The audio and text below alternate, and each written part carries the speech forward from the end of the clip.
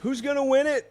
I'm not in the spoiler business. In fact, today is that whole May the 4th thing, but I've never seen Star Wars, so I've told you to avoid that around me all day because I don't even want Star Wars spoilers. But if I could tell you who's going to win the 2023/24 National Championship, would you be interested? Because as it turns out, we found out who's going to win today. So, gigantic spoiler alert. That's what I should have titled the show, actually. We are jam-packed high atop an overpopulated downtown Nashville, Tennessee. I cannot stress to you how big the sea of humanity is 14 stories below us right now. Janet Jackson across the street in mere moments. Taylor Swift the next 3 nights over at Nissan. Like 47 festivals in town. Also, like 2 or 3 dozen high school graduations in there. And there we are, right there, plopped in the middle of it. Bradley struggled mightily to find parking today, but he did. And then he jumped over a couch. If you haven't seen it, check out my Instagram story, @LateKickJosh. I'm happy to have you with us because we've got a jam-packed show. It's Thursday, May 4th, the year of our Lord 2023, and yet I'm sitting here telling you, next January, I know what color confetti could be raining down in Houston. I think that's where the title game is. We're going to talk about that and how. What is the methodology? What is the science behind that? So we've got that. We got transfer portal intel. We have some very peculiar things to talk about in the transfer portal. Also, some very peculiar odds and ends coming out of the Big 12. They're kind of trying to overhaul their approach out there. Now, I don't blame them because they do have to try something different than, let's say, what the Big 10 does. They're going a different route, I would say, than the Big 10 and SEC for sure. Also, Brian Kelly, we do this about once a year. Someone asks us about something that's disrespectful that's not actually disrespectful at all. And this year, it just so happens that it came out of Brian Kelly's mouth. So we'll talk about all that. Aiken, South Carolina, tuned in. Circleville, Ohio. El Paso, Texas. Marina Del Rey, California. Not only my favorite George Strait song, but also a place that they are watching us tonight. Thank you so much. I do have one quick little update for you. We were at Penn State a couple of weeks ago. Ultra successful visit up there with James Franklin and his entire staff. The Pate State Speaker Series will be opening Chapter 2 in the next couple of weeks. We are going to be on the road next week scouting our locations and whatnot and getting our ducks in a row. That doesn't mean we're going to Oregon, by the way. That's not code. Or are we? And we will let you know. So I expect an announcement next week. Think of it as us being in the portal. We'll announce it when we're ready to announce it. Now, as for announcements, the Big 12 had one a little while ago. Colin, that was a bad endpoint for you, so you can just endpoint it here. The Big 12, they let you know last year that, hey, we got a new media rights deal. Why is that significant? Well, because the Pac-12 hasn't told you that, right? So the Big 12's got a whole lot going on. In fact, the Big 12, over this past week, had their meetings out, I think in Arizona, somewhere like that. Anyway, where it was not important. What was said was very important. Dare I say, the Big 12 is sort of trying to show us what the future of college football broadcasts will look like. Now, there are some things that I'm very old school about. So you may see you may see me twist and turn. If you're listening on podcast, you may see some hesitation or hear some hesitation in the words coming out of my mouth. Don't pay attention to me. I'm old school. Brett Yormark is doing what he should be doing out there, even if I don't happen to like it. So I am very upfront in telling you my objection to some of these things is just purely out of personal interest, and I think I'm in the minority on most of this stuff. So what am I talking about? What is all this? It should have been at the end. It's at the beginning. Well, here's the first thing you need to know. Okay, the Pac-12 and the Big 12, they've sort of been in the same boat for a little while in a few different lanes. So you know the SEC, they print money. The Big 10, they print money. They've got security and media deals and everything else in between. They're good. They're just set. They're monsters. The Pac-12 is, as we speak, still trying to hammer out a media rights deal. The Big 12, to their credit, got ahead of them in line, and they did secure a media rights deal, far less per school per year if you're in the Big 12. But with OU and Texas going out the door, Brett Yormark, the new commissioner there, thought it to be in their best interest to just make sure we've got something. I have it on pretty good word that he also sat in those meetings with those television executives and said, you just wait. The Big 12 you're investing in is not going to be the Big 12 that you've necessarily watched over the last, decade. And it's not just because OU and Texas are leaving. We're going to be innovators because Brett Yormark comes from the world of innovation. He's not a career administrative bureaucrat or anything like that. So they've got very different attitudes as a result. the Big 12 and the Pac-12. Pac-12's got a big, giant question mark over their head right now, and the Big 12, meanwhile, is out there innovating. It's like you're watching OU and Texas walk out the door, which is supposed to be a crowbar to their kneecaps, and instead, however you block a crowbar, they blocked the crowbar, and they said, double deuces, goodbye, give us $100 million on your way out, by the way. You can leave early, we don't care. And now we're going to innovate. What innovation are we talking about? Well, this week, the Big 12 had some very important meetings. And I know if you're a Georgia fan or if you're a Virginia Tech fan, you may think, what does this have to do with me? Well, I'll tell you. Otherwise, it wouldn't be leading the show. I can promise you that. You watch college football broadcasts. They've looked pretty similar for a while, right? You've had some advancement, obviously, in terms of just the overall picture quality, but the actual functionality of the broadcast. You've got 2 or 3 people in a booth. You've got our buddies Cole Kubelik and maybe Tom Luganbill down there on the sideline. But by and large, they're formatted the same way. And there are some things in the NFL or the NBA that you get there that you don't get in college. Now, we all know that just because they do it on the pro level does not mean yours truly here cares to see it at the collegiate level. But that's not a broad brush I paint with. There are exceptions to the rule. So anyway, we get to these meetings this past week, and Brett Yormark, the new commissioner out there, he is talking to pretty much everyone, and that's what these meetings are for. And he started talking about the future of the conference. And a couple of very, very interesting notes came out of this. The Houston Chronicle broke a lot of this. SI, Ross Dellinger's been really good on this. Our Uncle Dennis Dodd, had some things this week. Brandon Marcello here at 24/7 Sports. And I'm trying to make sure that I attribute, because what I'm about to read here is a hodgepodge from all of those entities, because they were all out there. So Marcello has been good on this week. Dellinger, Dodd, Houston Chronicle. I don't think I forgot anyone. Good grief, if I didn't, who else was there? So anyway, expanding access. That was the first thing that they focused on. And what they're talking about when they say they're going to expand access, and to be clear, I'm not talking about the playoff or anything like that. I mean Big 12 broadcasts. So when Texas Tech is playing Baylor, what could you get that you didn't get in the past? Now I'm going to tell you what they talked about, and you can decide for yourself whether you like this or not. In-game coaching interviews. Sort of like you see in the NBA. You know, you're going into the second quarter, and boom, all of a sudden, I've got Quinn Snyder being interviewed. And then he being Brett Yormark, talked about pre- and post-game locker room access. I despise that. But like I said at the beginning, ignore what I say. You might as well treat me as an 83-year-old dude sitting on the porch at a Cracker Barrel when it comes to this. I am so old school in my philosophy on this. So this is probably a good thing, even though I don't like it. Also, they are looking into miking players and coaches during the game. That I'm totally indifferent on. You can do that all you want to. I've got reasons why I feel the way I do about the locker room stuff. Anyway, here's a quote from Brett Yormark to 24/7 Sports, courtesy of our Brandon Marcello. It was a long quote, but I boiled it down to this. He said, "We want to bring our fans closer to what we do and give them a peek under the hood. And all the other professional leagues are doing it. Not to say we're antiquated, but it's time for us to be a little bit more progressive, and we would like to take a leadership position in that area." Now, this was coming. As soon as they hired this dude, this was coming because that is the world that he comes from. I will give you my reactions. First, let's start with the whole expanding access thing. I have never been a fan of open locker rooms. I'm not a fan of it in pro sports. Now, I work in an industry where when I say that, I always get shouted down because I work with a bunch of journalists. I don't claim to be one myself, but I work with journalists, and they will bemoan anytime I speak about this. I will get text about this tonight. How could you say we deserve less access? I don't care if you talk to guys at a podium. I don't care if they make 27 of them available to you after a game. My personal feel, perhaps it's the former athlete in me, my personal feel has always been everything else is public now. You have a microscope on you Sunday through Friday. Practices are open, at least to a certain extent, most places. Saturday, you're on the field. They're watching you. There's one place.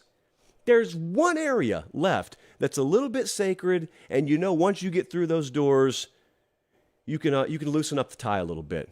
You know, you can unwind just a touch. You can let some things come out of your mouth that you couldn't let come out of your mouth in the public spotlight, and that's the locker room. So the locker room's always been a little bit sacred to me. I'm not a fan of them being open, but I'm also the one who sits here and tells you this is entertainment. It's not the football business. It's the entertainment business. I know. In the interest of avoiding full-on hypocrisy on this show, I know I say that all the time. And so if we've got to open locker rooms, then go for it. I don't think that's something you'll necessarily see tomorrow in the SEC, but the Big 12 has to go about things a different way than the SEC does. Also, there was another thing that Brett Yormark talked about, and him talking about it means they are way down the road in making this happen.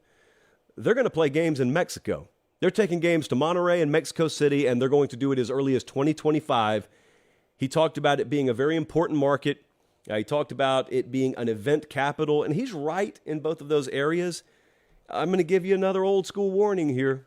I've spoken about this as recently as like last month on the Late Kick Extra podcast. Someone asked me what I thought about international college football games. And I don't like them, and it's not just because I have personal preference. I don't think it's good business. In this particular vein, I think they're wrong. They're right to try and innovate. I have never thought college football translates well to international markets. What I didn't say there is college football as a product won't appeal to people in international markets. I said taking the game physically to international markets doesn't work, and I'll tell you why. The NFL might as well be played in a television studio with 80,000 seats in there. They could play that anywhere. Outside of Lambeau Field, there are a few places in the NFL in terms of venue. Arrowhead Stadium, where no, you couldn't duplicate that anywhere. But a lot of it is rinse and repeat. Pro stadiums do not have a fraction of the life that college stadiums do. As a result, it doesn't matter if the Jaguars are playing in London or playing in Jacksonville. No one cares. And it's the highest level football competition in the world. That's what appeals. TCU football is not the highest level football competition in the world.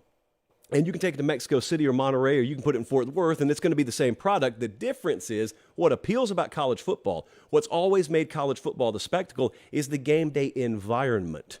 I have spoken to you about how the NFL action is really what's happening on the field. The college action is what's happening on the field, and that's the beginning. And then it's what's happening around the field. And then it's what even happens outside the venue. That stuff right there is like a college football snow globe. And you shake it up every Saturday, and you get pageantry and tradition and nostalgia and all of what comes with playing a game on campus, and it just swirls around on TV for 4 hours.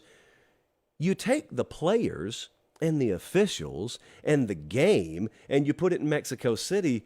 You're not taking college football to Mexico City, is my point. So I know what the Big 12 is trying to do. I admire the approach. I don't think that in particular is going to yield nearly the kind of dividend that they think it's going to. But again, I do get why they have to do it. They have to try a different approach because there's a gap. There's a really big gap. Greg Sankey doesn't have to worry about this. Okay, the Big Ten doesn't have to worry about this. But the Pac-12 will have to worry about it. The Big 12 does have to worry about it. The ACC kind of has to sort of worry about this. It reminds me a little bit of what we're seeing at Colorado right now with Deion. Deion walks in the door, and he has to do things a totally different way. And you could look at him and say, oh, man, Kirby Smart would never do that. Of course he wouldn't. Kirby's the head coach at Georgia. He's the head coach, Deion's the head coach at Colorado. One of them is the map, and the other's barely on the map. They just went 1-11 last year. Well, in the Big 12, if you are trailing, if you're set to make $32 million per year, and the folks in the Big 10 are set to make $67 million per year, that's a problem. Per team, by the way. Per team, per year. They're making more than twice what you're making. Indiana makes more than twice what any member institution in the Big 12 is making just because they have a different sticker on their helmet. You got to try different things. And the other part to remember, just like we talked about the other day, we're entering this college football expanded playoff era. And one of my big gripes is we're putting this auto conference championship bid in there for half a dozen of the highest ranked conference champions. And you've got the Big Ten and the SEC pulling away from the rest of college football in every discernible metric. And you got OU and Texas leaving the Big 12. And you got USC and Southern Cal or USC and UCLA at least leaving the Pac-12. You got to sit here and ask yourself, is whatever comes out of those conferences as the conference champ really even going to be viewed as viable? Viable enough to be taken in the same breath of seriousness as what the SEC produces or as the Big 10 produces. Now, I saw someone the other day, cannot remember the channel, cannot remember the guy's name, which I hate to do because you deserve attribution and credit, but someone talked about the segment we did the other night where I said, I don't like the auto bid process because I do not like that you could have an extremely watered-down conference, and because you win it, you're just automatically going to be included in the playoff. Well, this guy goes back and he looks at the past few conference champs, and he said, even if conferences are watered down, the champion these conferences have been producing have usually been still ranked pretty high. That's not my point, brother. Yes, because you have to dodge about half a dozen fewer landmines per year, therefore you have a smaller number in that L column. That doesn't necessarily mean you've earned anything or deserve to be taken in the same breath of seriousness as someone who's the 4 seed down in the Big 10 or the SEC, but played like 5 of the top 13 teams in the country this year. You're going to rack up a few losses. And if you don't have to play that schedule, you will remain a little bit more unscathed. That was the whole argument against UCF back in the day. It wasn't that they're not a good team. It wasn't that they couldn't win, maybe, hypothetically. It was, what challenges did they have to go through to get to that undefeated mark relative to what some of these other schools did? So what kind of challenge collectively is your conference presenting? And that's a whole other conversation, but that's not something immediately that these conference commissioners can control. What they can control is exactly what Brett Yormark is trying to change for the better right now. So in general terms, I salute the attempt. There's some things I like, some things I don't like. Tough. Suck it up would be my advice to myself. And then you enter into the realm of having a conversation with yourself and doing it live, and it makes no sense. So we'll wrap it there. Colin, I think this is a really good time. In fact, my notes say, go ahead and take your first allergy-induced cough. So we'll do it right now. And there we go. That's a good point for it. I teased you a little while ago, immunity. I teased you a little while ago, and I said, look, I just think we know who's going to win the national championship. And some of you don't believe me, and shame on you. Absolutely shame on you. Why would I lie? It's May. Why would I lie about having such information? But I walked into the office today, and I realized, producer Jesse, I don't know what time he got here today, but he said, it's over. It's done. We might as well drop the confetti and move on to 2024. We might as well expand the playoff because this last year of 4 teams, we've already figured out who's going to win the title. I said, really? Tell me more. Give me the science. Now, what have we learned? We just went through the NFL draft. We watch the playoff every year. There are some things, some very, very obvious things that are not going to surprise anyone. Even if you're a casual amongst us, even this will make sense to you. One thing we keep seeing when it comes to the playoff and teams that make the playoff and then the NFL draft is, and get ready for this shocking headline, college football playoff teams, as it turns out, are the teams getting the most guys drafted in the NFL. Collective gasps all around. And if my science only went that deep, then it would be a shame that we're littering this fine show with that low caliber and information tool. But no. We're going to go much deeper than that. I'm not doing 2 immunities in the same segment, by the way.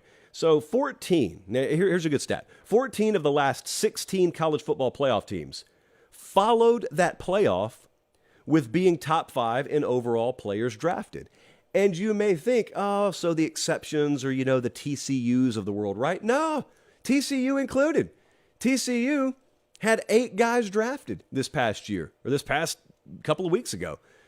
And they played in the national championship last year. So even TCU was within that realm of they go to the playoff and then they finish top 5 having the most guys drafted. It's pretty well correlated. And I don't think that the NFL is just sitting there waiting to see who makes the playoff and saying, all right, we'll just draft everyone off that team, Philadelphia notwithstanding. So then we dive a little bit deeper and we go to the last 4 drafts in total. And I just wanted to know, Jesse, hit me with it. Who's had the most guys drafted? Rounds 1 through 7. Who's had the most guys drafted? Georgia leads the way. This is over the last 4 seasons. If you're watching on YouTube, you already know the surprise team at number 2. But if you're listening on podcast, who has had the second most players drafted in the past 4 seasons? I'll even tell you it's a team from the SEC West. Now you really think it's Bama. It's LSU. 37 players. Bama's close behind with 36 players. That surprised me. I got to be real with you. That surprised me. And then you got Michigan and Ohio State, each with 32. I think that surprises some people. Now, this isn't just first round. It's rounds 1 through 7, obviously. You also round out this list with Penn State, Florida. This is me holding my tongue. Swamp 24/7, that's me holding my tongue. Because I'm told I always dunk on Florida at any opportunity. This would be a good time to tell you Florida's the only team on this list that's had 2 losing seasons in the last 4. I could do that, but I'm not doing it. Oklahoma, Notre Dame, Clemson, by the way, they round out the top 10 of schools with the most players drafted in the last 4 years. So I said, well, Jesse, anecdotally, that list makes a good point. Georgia, yeah, they've obviously been really good. And Bama, they've obviously been really good. LSU, mixed bag, but really good last year. So here's what we found out. Out of that list of 10 teams, the teams with the most draft picks over the last 4 years, 5 of the top 8 have had at least 1 losing season in the last 4 years. As I mentioned, Florida's had 2 losing seasons in the last 4 years. So this is not some slam dunk, airtight case for you be on this list, you're going to be in the playoff. But what we didn't do, what websites cannot do, that we can do, is we can look into the future. So I told Jesse, because he's very excited about having all this research at his disposal, and I said, but what good does this do if we don't think forwardly with it? And Jesse said, what do you mean? I think he scratched his head while he said it. Am I remembering that right, Jesse? It's pretty much the way it went. Give or take a few ums. I said, hey, mock draft season is year-round now, right? We don't take an off-season, and neither do like Ryan Wilson and the mock draft community guys out there. They just mock and mock and mock. That's all they do. And so what we have at our disposal, and you got to follow me here because this science is going to get really, really complicated. We already have the mock drafts for next year. Not 1, not 2. We got several of them. So I had producer Jesse take a few mock drafts, put them in the hopper, spin that hopper around, aggregate that bad boy, and you know what we know? We already know. And this is airtight, folks. We already know who's going to have the most first-round draft picks, most overall draft picks. And so why wait until January? I can tell you right now, not only do we have a preeminent favorite to win the college football playoff national championship, but we have an overwhelming favorite to win the 2023 national championship. And that is by looking at the team that is slated to have the most first-round picks. Why do we care about that? Because the team with the most first-round picks over the last 6 years has won the title every year. Jesse, who's it going to be? Ohio State's going to win the national championship this year. And the reason I say that is because the mock draft community is telling me with confidence 15 when we aggregate all these mock drafts combined. They average 5 slated first-round draft picks. 5 right now. So 15 out of the... Jesse, what is that? Like every mock draft you looked at, there were 15 total? So 5 is the average, right. And then Bama's got 3 up there on average. That's not surprising. It does not surprise you to hear Ohio State and Alabama. I'm going to get back to Ohio State in a second. But this is where it really gets fun. But you cannot argue with science, people. Don't you do it. Penn State's number 3. Of course they are. And guess who's number 4? Is it Georgia? No. Is it LSU? No. Is it USC? No. It's Washington with 2.3 averaged out projected first-round draft picks. It should be noted that Penn State, Washington, and Texas are all tied. But for the sake of calamity, I put Washington up there at 4. Go back to Ohio State for just a second, because I'm going to say the same thing about Texas later in the show. You don't think that's going to happen, do you? I know you guys like the back of my hand. Really, I know you a lot better than the back of my hand, because if you think about it, who wastes a lot of time looking at the back of their hand? Only psychos do that. I don't think you guys have the faith in Ohio State that the science does. You are doubting science tonight.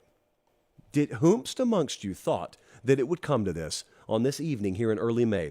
But Ohio State, the mock draft community is telling you, as plain as day, they're going to win the title this year. Vegas has them with the 4th best overall odds.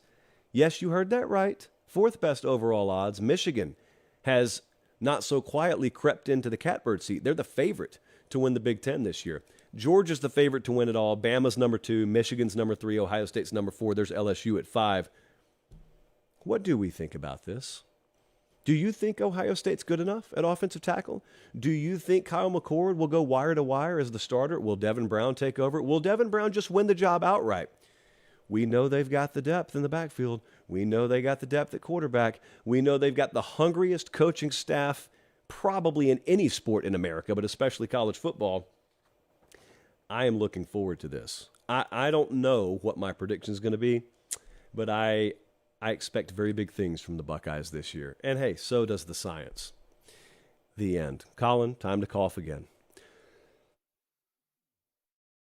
At this point, there is a tickle in my throat that has tickled away all day. And I've coughed so much that I've been afraid that I was going to go hoarse before the show. And who knows, I may still go hoarse. Let's take a sip from the chalice just to be safe. And I encourage all you to do the same.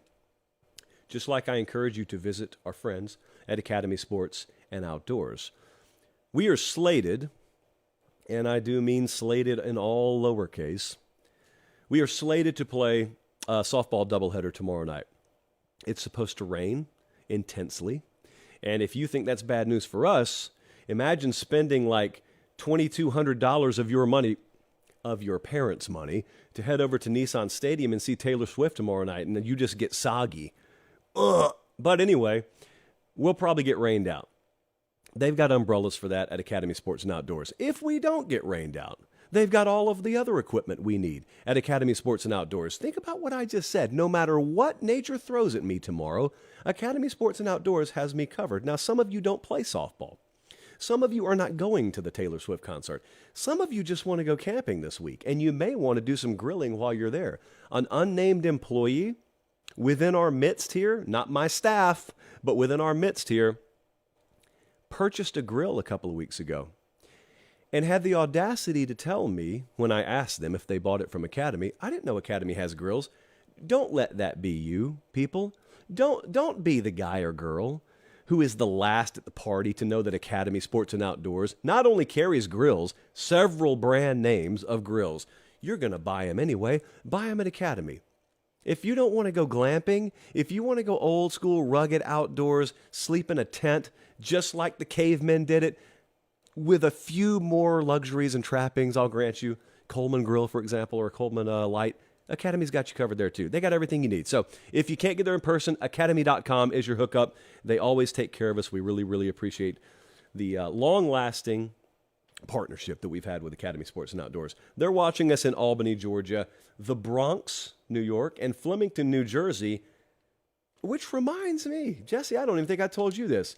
New York has quietly slipped into the top 10 for most overall viewership in markets for Late Kick. Atlanta's number 1 for the record. We have exploded in Dallas. Thank you, guys. But New York, and I don't even think it's because of the transient nature of the town. I just really think born and bred, authentic New Yorkers have finally decided college football's for me. And you'll be hard-pressed to convince me otherwise. We have disrespect to talk about. It's that time of year. I thank you guys for being tuned in live. If you are, by the way, just go ahead and like the video. You know you want to. Go ahead and do it. All right. You know what? I'm going to take another sip from the chalice because that is how much I have to prepare myself mentally for one of the words on the screen here. I can't believe we still do this. All right. Rick hit us up from Plains, Georgia, home of Jimmy Carter. He said, thoughts on Brian Kelly disrespecting Nick Saban and Alabama in front of LSU fans? I can't believe we still do this. I said it once, I'll say it again. Disrespect. I don't know what I've told you in the past is the most overused term in college football or in all of sports, but disrespect is way, way up there. Disrespect. What did Brian Kelly dare say? What did this man have the audacity to say about Nick Saban? Well, he said, speaking at a booster function or event, and get ready for this, it hasn't been edited for language. I'm just delivering what exactly he said. Here we go. Brian Kelly speaking at a touchdown club. I love the environment of a college stadium. I love coming out on that field. I love beating Alabama. It's at this point you may think to yourself, oh, there must be more. They must have a second slide. There must be more to the quote. He hasn't gotten to the disrespectful part yet. Oh, I have. I love beating Alabama. That's it. At least according to Rick. Now, in fairness to Rick, Rick was not the only person who asked me about this. In fact, if Rick was the only person to ask about it, truthfully, I would have just answered him back privately and moved on about my business. Several of you from Athens to Atmore and everywhere in between in the great state of Alabama asked me about this. Disrespect. If that's disrespect, lock me up. If that's disrespect, I say 10 things worse than that every ping pong match I play against management. Not even Colin or Jesse, against management. You should have heard me the other night. That's not disrespect. 98% of the things labeled disrespectful in sports aren't disrespect. The other 2%, I usually still don't care about. They've got the 5th best odds to win the national title this year. That's one reason Brian Kelly's confident. They are recruiting at an extremely high level. That's a reason he's confident. They are portaling at an extremely high level. They've got a quarterback room that's in as good a shape as it's been in several years post Joe Burrow. That's a reason to be confident. Oh, and by the way, the whole thing about beating Alabama and loving to do it, I think part of the reason, follow me here, this could be a stretch, for Brian Kelly saying that is because I had Stats and Info do some digging, and it turns out they beat Alabama last year. Disrespect, I know. Facts tend to be very disrespectful when they are facts that don't sit well with you. But LSU did beat Alabama last year, friends. Brian Kelly did enjoy it, and he should. And I'll tell you this. This is what I always love to think about. For the people who get up in arms about these little nonsense issues, I always love to think about, in this case, Nick Saban. So Nick Saban is at the very heart of Alabama football. He is the head coach and the leader of the program. If Nick Saban were to listen to that quote, he would yawn, maybe even smile, maybe even chuckle, and move on. Now that would be Nick Saban's way of processing it. But Nick Saban is not Rick. Nick Saban, I love you, Rick. I love you. There's a certain way, if you're new here, there's a certain way sometimes, since we're all just kind of family, that I will poke and prod some of you when you ask me questions. Some of you are repeat question askers, and I almost feel like I grew up with you, so I talk to you very much akin to the way I would talk to buddies if we were sitting over barbecue at lunch. Rick, this is not disrespect. I think you know that. I hope you know that. It's not disrespect. It's competition. And anytime someone claims that this sort of thing is disrespect, here's what I always ask you. What would you have had him say otherwise? This was not a press conference. This was not the ESPN car wash trip that they take every preseason. This was not SEC Media Days. This was Brian Kelly speaking to a bunch of LSU fans at an LSU Booster Club event. I have heard these head coaches speak at these events frequently. I haven't heard Kelly. Or I guess I have now. I've heard Saban many times. I've heard Smart many times. I have, because of where I grew up, I've heard Auburn coaches, pick one, many times. Everybody talks like this. It's just a pep rally where you play like $40 for a plate and everyone pulls clothes out of their closet that they normally only wear to weddings or funerals, and you go and you listen to a head coach talk for a little while, and they get you all fired up, and they say some things that a lesser man would think to be bulletin board material. It's just fun. It's just the way it is. Bruce Hornsby, that's just the way it is. So, the other thing that I want to remind you, Rick, I don't know if you fit this category, But one of the things I hear more than any other thing in college football is, I hate coach speak. What do you mean? Well, I hate when coaches won't speak their mind. I hate when they use the same baseless platitudes and cliches over and over again, and they're so guarded with information. We can't ever get authenticity out of them. That same person who claims that is the first person when a coach actually speaks his authentic mind to say, how dare he? The disrespect!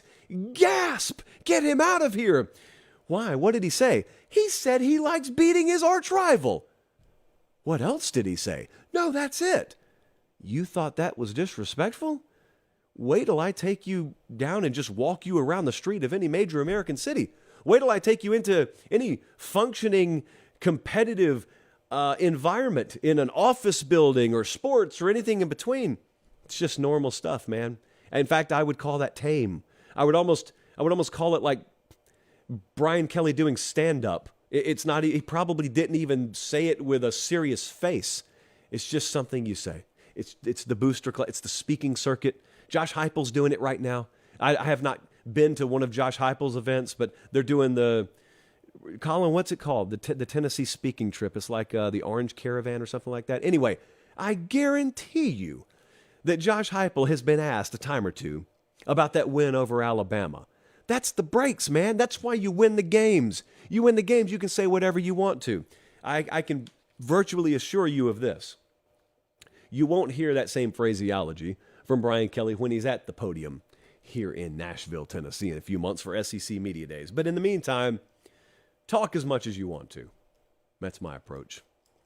And I'm not even a head coach. I'm just the chancellor at Pate State. All right, let's move on. I know you think the portal's closed, and it is, but we still got stuff to talk about. Thank you for bearing with me. So the portal spring window, technically closed, but as the rules state, if you have entered the portal by the time the window closes, you can just hang out there. I think they have Fresca. You can go play Jenga. You can do whatever you want to. Eventually, you need to pick a school, but you don't have to do it just like that. And the reason I know that is because several names are still in there. Now, I got a classic good news, bad news situation going on in Fayetteville, Arkansas right now. Remember Var'Keyes Gumms? Remember the tight end that I told you so much about out of North Texas? And he was an All-American in the conference there, and he was one of the premier tight end talents in the portal. And I told you it's a huge win for Arkansas to land him. And I was right. Except that Arkansas unlanded him. What does that mean, Josh? Well, it means he went there for like 11 days, and then rumor on the street is he wanted to take other trips. And the thing about getting kids out of the portal is most coaches aren't going for that. And so Sam Pittman was among them. So Var'Keyes Gumms now is not an Arkansas Razorback. I don't even know if he got T-shirts up there. He was there so little time. So that 6'3", 230-pound tight end who had 34 receptions for about 460 yards and 5 touchdowns in 2022, he's back on the market. That's the bad news for Arkansas. I do want to take that, and I want to glaze it over with some icing that tastes much better than that. Jaheim Thomas from Cincinnati, where they have just pumped out NFL guys and really high-level talents into the portal, he is an Arkansas Razorback now. 6'4", 245-pound linebacker, former 4-star, 70 tackles last year. I think that was third on the team. 6.5 tackles for loss. I think that was second on the team. So at least they got better defensively, if not at tight end. So the portal giveth and the portal taketh away, as Meemaw would say. And Meemaw's got another saying that she would apply to this next pair of individuals that I need to talk to you about.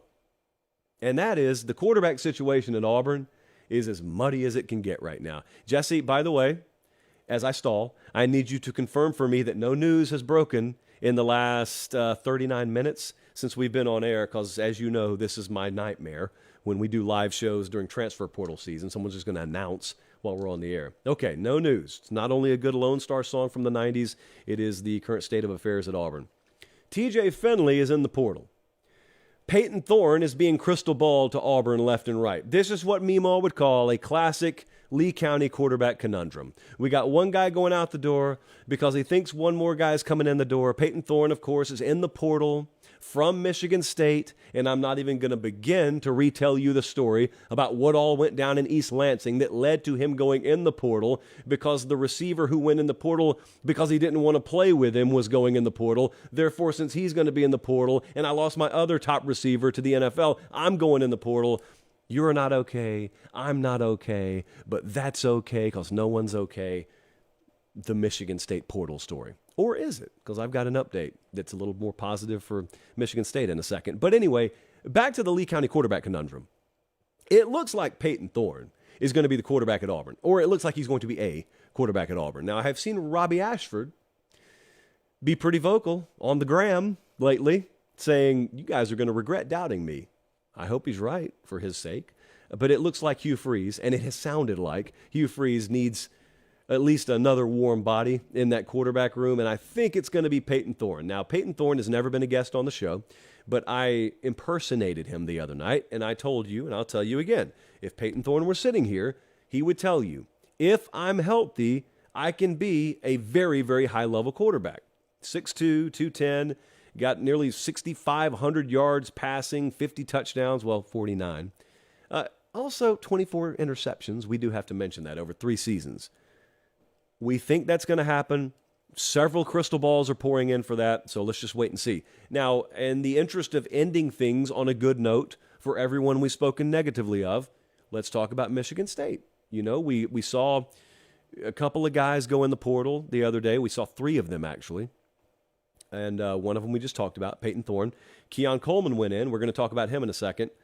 But Charles Brantley, a corner, he went in the portal too. And then he withdrew his name. So Mel Tucker worked his magic there and at least pulled one potential loss out of the fire.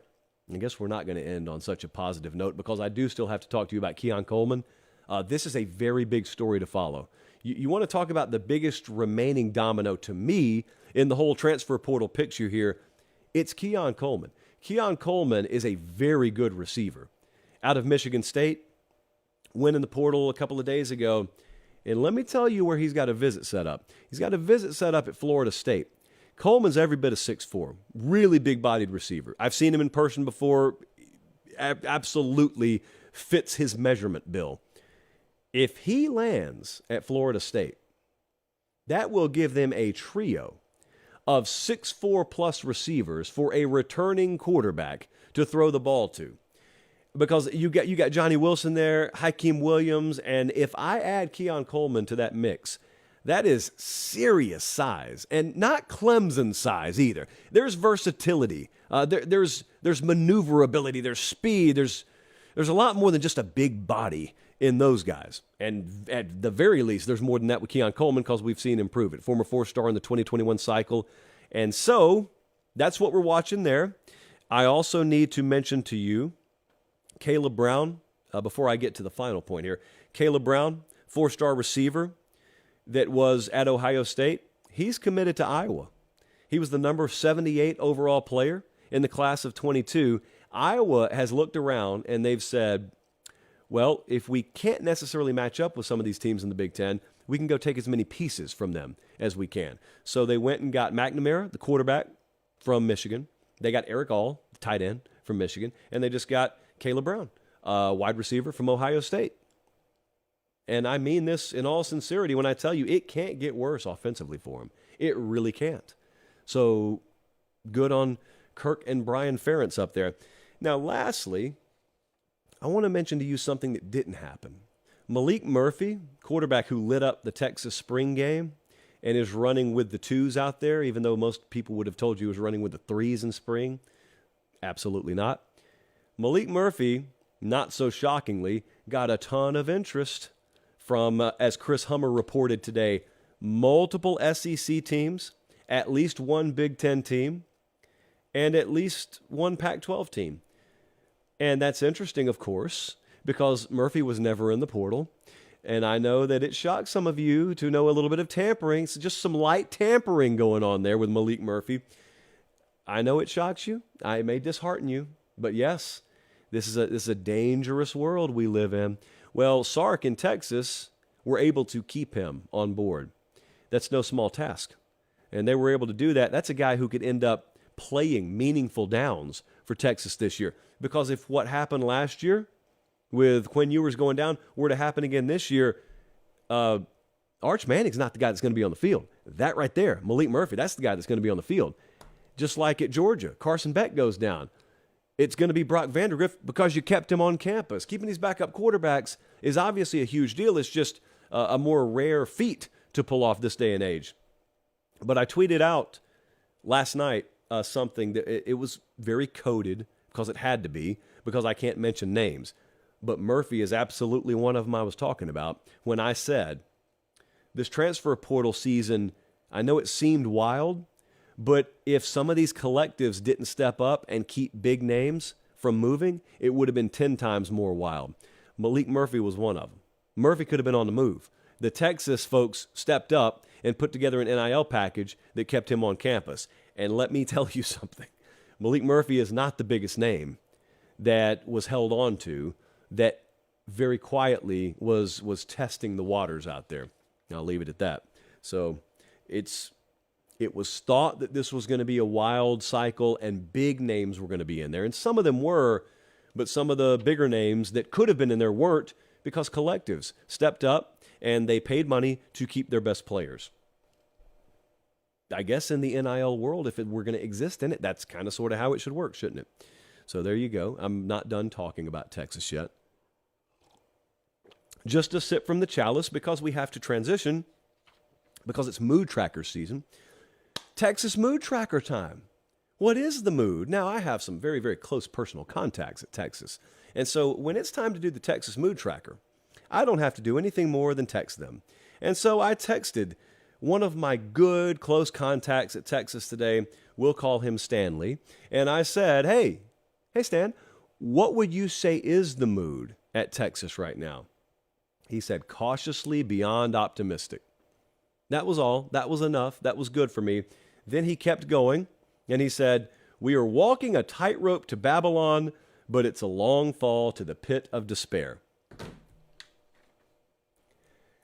So that's how they feel in Austin right now. I've heard some people say something that I want to address, and they have said, at any mention of optimism for Texas, they've said, well, you know what history says. What does history say? Go on, tell me. Thrall me. They say, well, history says Texas is an underachiever. History says Texas is going to choke. History, blah, blah, blah. Here's the thing about history at Texas. It's 2 years old because history is only as relevant as your current coaching staff. What Charlie Strong did there has no bearing on what they can or can't do this year. What any of their past coaches have done. Tom Herman has no bearing on what this year's team can or can't do. So history is 2021 and 2022. And over that span, I saw them go from 5-7 to 8-5, and I saw them push Bama to within 1 point at home, and then I get to see them this year. So history, I don't know what it says to me, other than they've gotten better over the past 24 months. They've gotten better. That's what history says. Nothing about history tells me that they can or can't win the Big 12 this year. So I get the cautious optimism. I would feel the same way. I don't know about this whole long fall to the pit of despair from Babylon, but if they say that's the mood, that's the mood. They are 19th in returning production. Both lines of scrimmage have improved, I would say, significantly, and that's been a multi-year process, especially on the offensive line. They got one of the best wide receiver rooms in the country. Quarterback room is in excellent shape, especially since they kept Maalik Murphy. You just saw on the screen there, they are the odds-on favorite to win the Big 12 this year, where I have to hit the pause button. Because just as sure as I touched on this 90 seconds ago, I am going to again hear somebody say, oh, they're the favorite, huh? Well, you know what history says about Texas being the favorite. We just went over this, didn't we? No, I'm not going to recycle old thoughts. We just went over this. They're the favorite this year, and they should be the favorite this year because Texas looks like the best team preseason in the Big 12, and that's how odds work. So, week 2 is going to be a pivot point for them. Again, They get to load up on food in week 1. Actually, JT Daniels is going to serve food to Texas in week 1 because JT Daniels is the quarterback at Rice. And so Rice and JT Daniels are on the plate in week 1. I expect Texas to win. Week 2, they're at Alabama. Just like last year, different venue, but just like last year, that's going to be the game everyone circles. Unlike last year, the point spread will not be 3 touchdowns. And unlike last year, people will look at Texas as having the quarterback advantage in the game and the wide receiver room advantage in the game. I look at it that way right now. That will be one that will not be for the faint of heart, and that will be one that I am pretty well sure we will be at in week 2. Not to just give away the tour destinations this year before we even name the tour, but yeah, you'd be hard-pressed to find us anywhere other than Tuscaloosa, Alabama in week 2. Now, Bama will still be a point spread favorite. Single digits, I expect, but a point spread favorite. And if they win, especially a close competitive game, has no bearing on Texas the rest of the year. It's a non-conference game. You get to feel out where they are. But, and this is a big one, immunity. Do you know what the world is like if Texas beats Alabama in week 2? And if you're less than 20 years old, your answer is no. You've never experienced real Texas hype. You've experienced some cotton candy, Red Bull, sugar high Texas hype. Some hollow Texas hype. But you have never experienced full-blown national championship contender for the first time in a long time, Texas hype. You've heard about Texas fight. It pales in comparison to Texas hype. If Texas were to beat Bama in week 2, first off, I can pretty much guarantee you they'd be tied with Wyoming at halftime the next week before they eventually pulled away. But if Texas beats Bama in week 2, you think you've seen hype, you have never seen hype. If they go in there and Quinn Ewers outduels whomst ever Alabama throws out there, if they carve up that Bama secondary, which I think will be one of the best in the country, if they take Bama down in their own building, and then they enter Big 12 conference play undefeated, oh, the hype. It would be a beautiful thing selfishly for us. Oh, the hype. Now, Jesse did come to me today, and unlike Oklahoma State, which somehow avoids like every good team in the Big 12, Texas, in terms of preseason odds now, Texas plays the number 2 team, the number 3 team, the number 4 team, the number 5 team, and the number 6 team, because they're the number 1 team in terms of odds. And 3 of those 4 games are in November. They go K-State, at TCU, and they got Texas Tech at the end. And by the way, the team that's not one of the top 6 is at Iowa State, and that's the second leg of a back-to-back road stretch. It's not an easy schedule. I know some of you love to dunk on the Big 12 strength of schedule. We spoke about this last year, and if I have to have this conversation with you again, I'll do it closer to the season. This is not an easy schedule, but Texas is a very good team, or at least I think they'll be. I pause because I myself, even though we haven't gone off the air yet, I'm just imagining the world where Texas 34, Bama 30. I'm imagining what that world would be like. I can't. I really can't. I have experienced Texas hype, but that was several years ago. Really, in this era, and the way media operates today, and the way the social elements have been infused today, we really haven't seen legitimate Texas championship contention in this very new media era. So when it happens, I did not say if, when it happens, this year or in the coming years, it's like that scene in Deep Impact. The asteroid hits several miles out into the Atlantic, and then there's just this wave that's like 500 feet high that just engulfs Manhattan. I would even suggest that Texas hype would be a little bit larger than that. Whenever it finally hits, you won't have to ask, Mom, is this Texas hype? You'll just, because you'll drown in it. That's what Texas hype's really like.